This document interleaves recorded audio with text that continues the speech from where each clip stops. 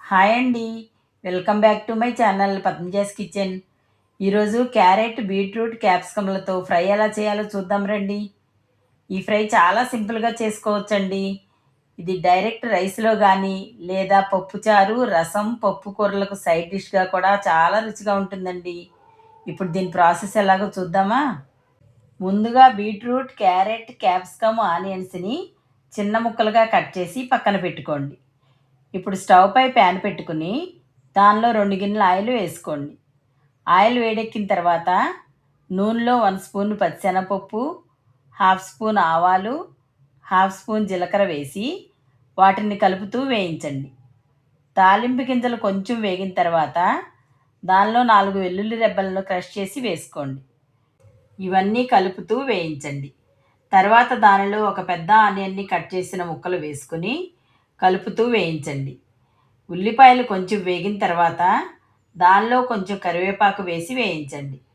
ఉల్లిపాయలు పూర్తిగా వేగాల్సిన అవసరం లేదండి.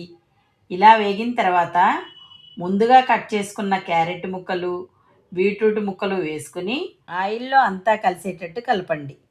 ఇలా కలుపుకున్న తర్వాత దానిలో 1 స్పూన్ సాల్టు, పావు స్పూను పసుపు వేసి మరోసారి అంతా కలుపుకుని మూత పెట్టి మగ్గనివ్వండి. మధ్య మధ్యలో మూత తీసి అడుగంటకుండా కలుపుతూ ఉండండి. క్యారెట్, బీట్రూట్ మగ్గడానికి కొంచెం టైం పడుతుంది కాబట్టి లో ఫ్లేమ్లో పెట్టి 10 నిమిషాలు మగ్గనివ్వండి. ఇలా మగ్గిన తర్వాత దానిలో కట్ చేసి పెట్టుకున్న క్యాప్సికమ్ ముక్కలు కూడా వేసుకోండి. ఇప్పుడు కూరంతా ఒకసారి కలిపి మూత పెట్టి మగ్గనివ్వండి. కూర మగ్గేలోగా ఒక మిక్సీ జార్ తీసుకుని దానిలో కొన్ని కొబ్బరి ముక్కలు వేసుకుని గ్రైండ్ చేయండి. ఇలా కొబ్బరి పొడి రెడీ చేసుకుని పక్కన పెట్టండి. క్యాప్సికమ్ త్వరగానే మగ్గిపోతుందండి. ఇలా కూరంతా పూర్తిగా మగ్గిన తర్వాత దానిలో 1½ స్పూన్ కారం వేసుకుని అంతా కలుపుతూ మరికొంతసేపు వేయించండి.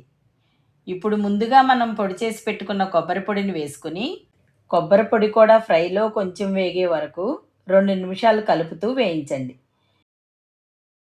ఇప్పుడు దానిపై కొంచెం కొత్తిమీర చల్లి దించేయండి. అంతేనండి, ఎంతో రుచిగల కలర్ఫుల్ ఫ్రై రెడీ అయిందండి. పిల్లలకు వారానికి ఒక్కసారైనా ఇలా చేసి పెట్టండి. ఇలా చేసి పెట్టారంటే ఇష్టంగా తింటారు. ఇది చాలా చాలా హెల్తీ రెసిపీ అండి.